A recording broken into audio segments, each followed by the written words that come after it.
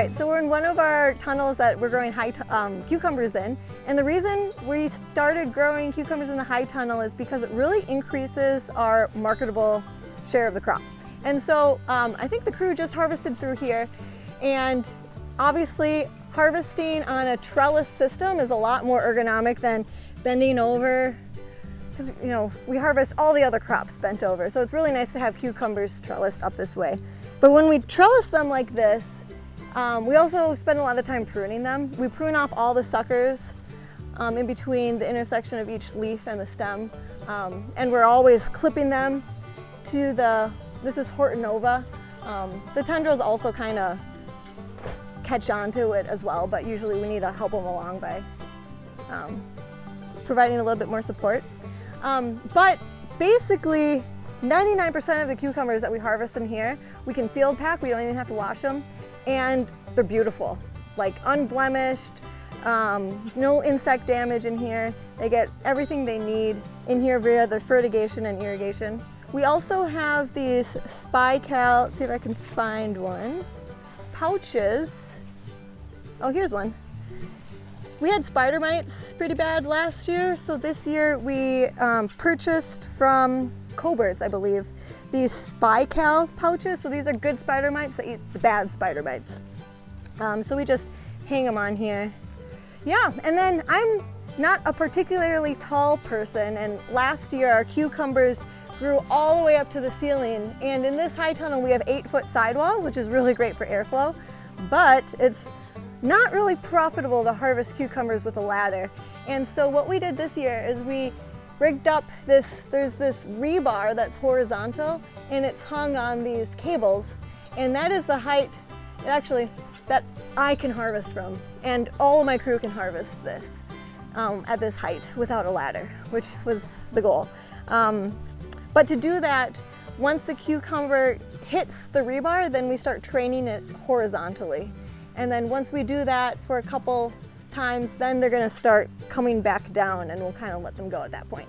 Also in this high tunnel over here, we have a very farm hack way of injecting. We use EnviroCure 303. In this tunnel, which is 30 feet by 150 feet, we inject 3 gallons of 303 a week. So we fill this bucket with 3 gallons of poop, and then we top it off with water, and then we inject it via the Mazzy injector. So each tunnel has a bucket like this that, you know, we're gonna, in our tomato tunnels, we're gonna start adding a little bit more potassium to support their fruiting, and this system makes it really easy to kind of give each crop what they need, and each tunnel has their own bucket, so you can do each tunnel independently. And then lately we've been really working on automating as much as we can in the tunnels.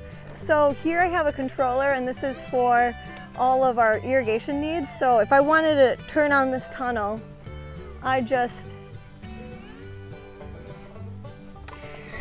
ta-da!